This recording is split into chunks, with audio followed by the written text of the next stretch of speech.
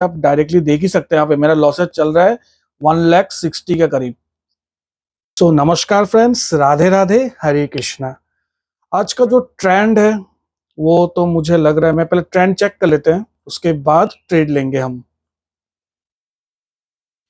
Trend आप देख सकते हैं फ्रेंड्स, ये तो सबसे पहले ये ऊपर से नीचे आया था, आके आके इधर तक आया, उसके बाद फिर से थोड़ा ऊपर गया, फिर से वो नीचे आ रहा है, लेकिन यहाँ पे एरो आ रहा है डाउन ट्रेंड का। सो फ्रेंड्स, हमें पहले ट्रेड लेने से पहले हमें समझना है कि हम ट्रेड कहाँ एंट्री करें।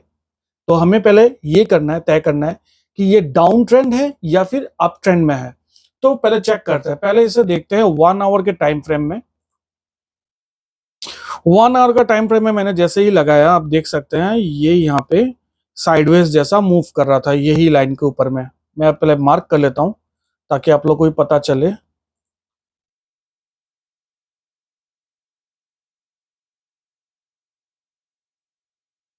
यहां से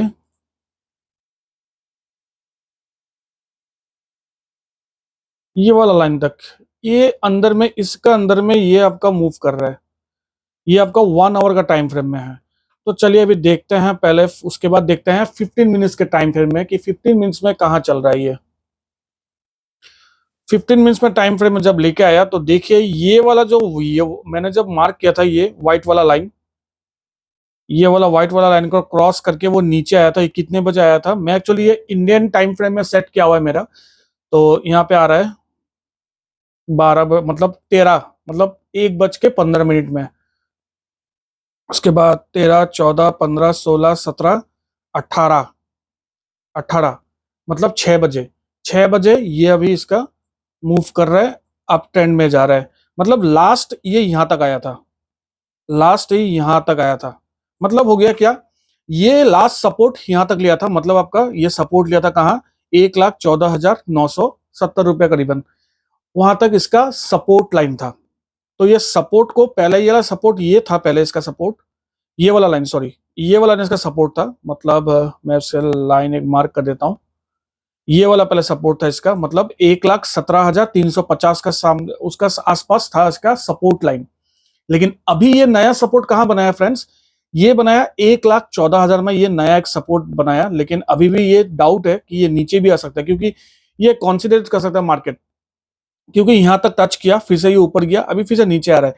तो फ्रेंड्स, अगर यहां तक आ जाता है तो फिर हम एक ट्रेड ले सकते हैं यहाँ पे। अगर कोई बुलिश मूवमेंट अगर आया, अगर कोई बुलिश मूवमेंट आया तो हम यहाँ पे एक ट्रेड लेंगे। और सबसे बड़ा यहाँ पे और एक फंडा है, सबसे बड़ा, जो मैं आपको शेयर करने वाला हूं अभी।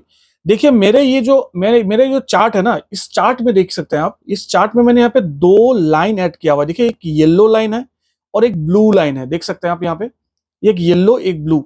देखिए जैसे ही ना, मैं इसको जूम करता हूं, मैं आपको दिखा देता हूं।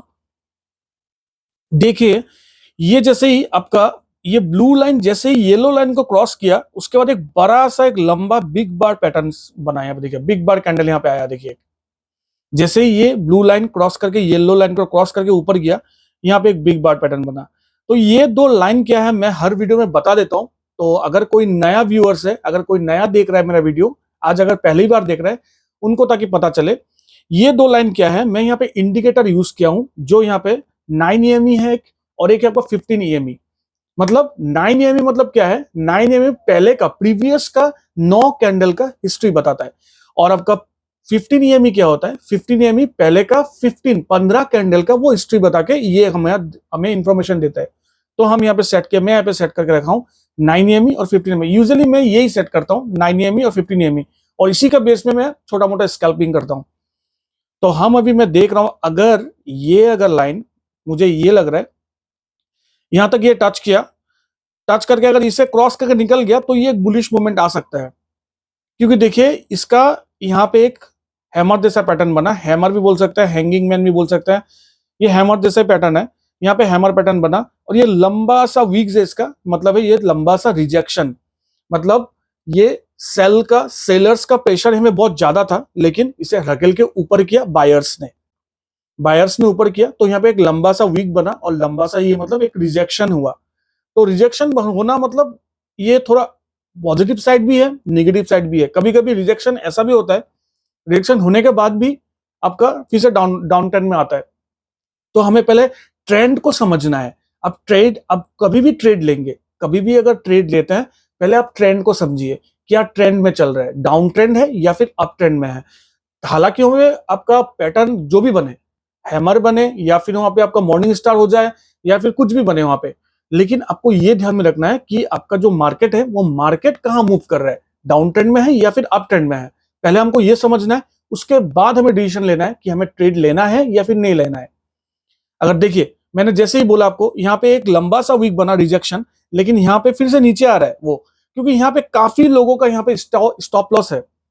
यहाँ पे काफी लोगों का स्टॉप लॉस है, तो स्टॉप लॉस हंट करना है सो दैट हम यहाँ पे ट्रेड ले सकते हैं, लेकिन वो भी थोड़ा रिस्क ट्रेड होगा। तो मैं एक छोटा मोटा ट्रेड लेके मैं स्कैल्प कर सकता हूँ। यहाँ पे मैं ज्यादा टाइम होल्ड करके मैं ट्रेड लेता नहीं हूँ, और मैं क्विक डिसीजन लेता हूँ, क्विक ट्रेड लेता हूँ। और अगर मेरा बनता नहीं है, मैं देखता हूँ कि आज मुझे ट्रेड लेना नहीं है, बहुत रिस्क है, तो मैं ट्रेड लेता नहीं हूँ। ऐसा नहीं कि डेली आपको पैसा बनेगा, डेली पैसा कभी किसी का नहीं बनता है, डेली पैसा कभी किसी का नहीं बनता है। तो आप भी ये मत सोचिए कि डेली पैसा बनता है।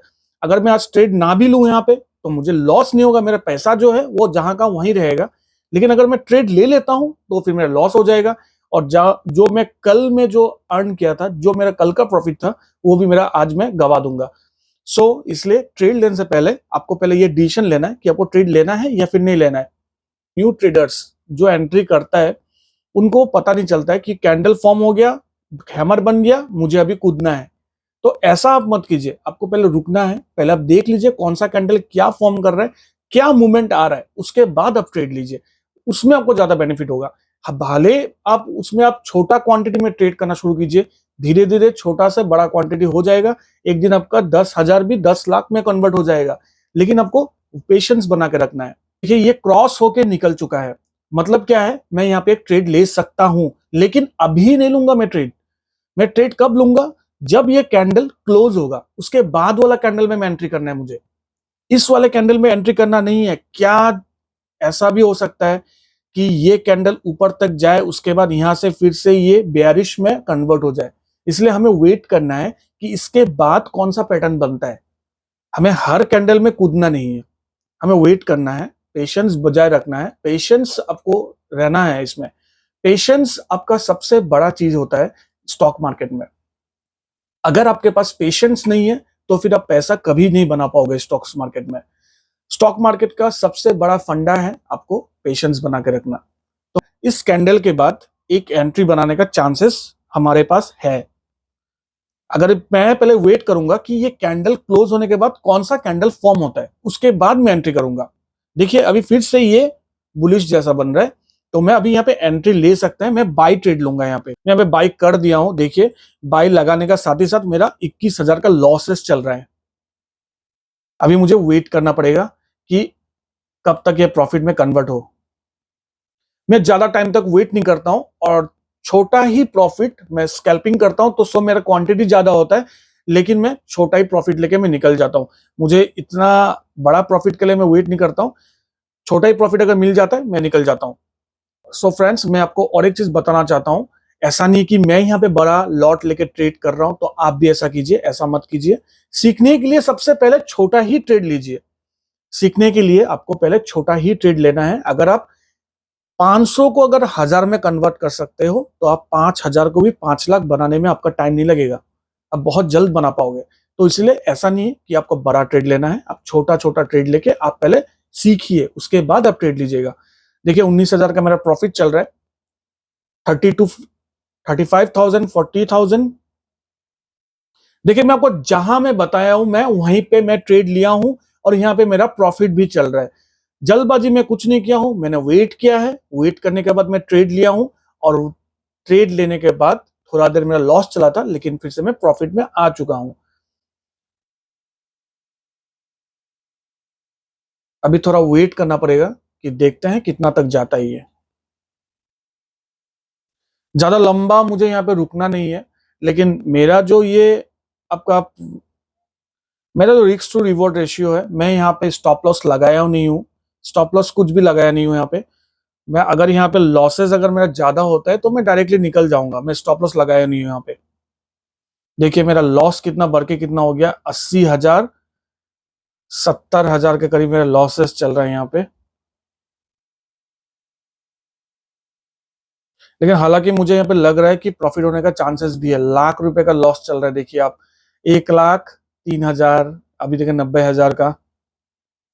तो आपको पेशेंस तो रखना ही पड़ेगा, और ये भी रखना पड़ेगा कि आपको कितना लॉट में ट्रेड करना है। ये ऐसा नहीं कि आपके पास 10,000 है तो आपने 5 क्वांटिटी में, मतलब 0.05 क्वांटिटी में ट्रेड कर रहे हो। इस हालत में क्या होता है मैं आपको बता देता हूं। अगर आप ऐसा अगर ट्रेड लेते हो ना, तो अगर इतना लॉस अगर नीचे जाता है तो आपका पूरा कैपिटल स्वैप हो जाएगा, क्योंकि जो आपका ये फॉरेक्स ट्रेडिंग है ना, वो आपका मेन बैलेंस से डिडक्शन होते रहता है। ये आपका इंडियन मार्केट जैसा नहीं चलता है।